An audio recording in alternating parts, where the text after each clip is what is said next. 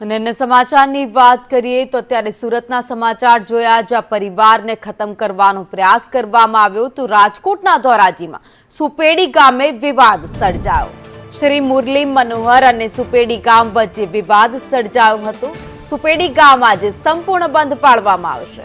મંદિરના કોઈ વ્યક્તિના વર્તન સામે ગામ લોકોમાં ભારે રોષ જોવા મળ્યો તો બંધ પાડી ચૂંટણીનો બહિષ્કાર કરવામાં આવશે।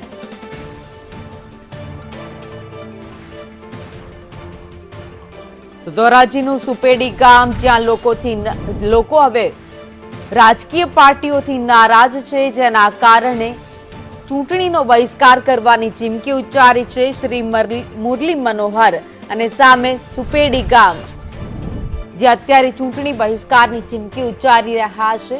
બંધ પાળી ચૂંટણીનો બહિષ્કાર કરાશે। વધુ અપડેટ સાથે સંવાદદાતા અલ્પેશ ત્રિવેદી અમારી સાથે જોડાઈ ગયા છે। અલ્પેશ, સુપેડી ગામમાં ચૂંટણીનો બહિષ્કાર કરવાની ચીમકી ઉચ્ચારવામાં આવી, કયા કારણોસર?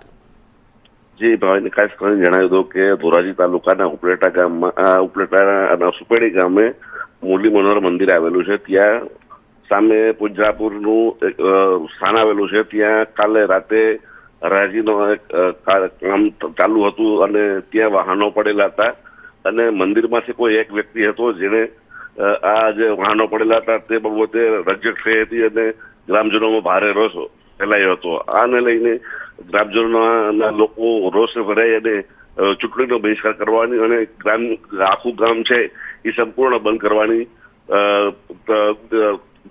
કરવામાં આવેલું હતું। જી, આભાર માહિતી માટે।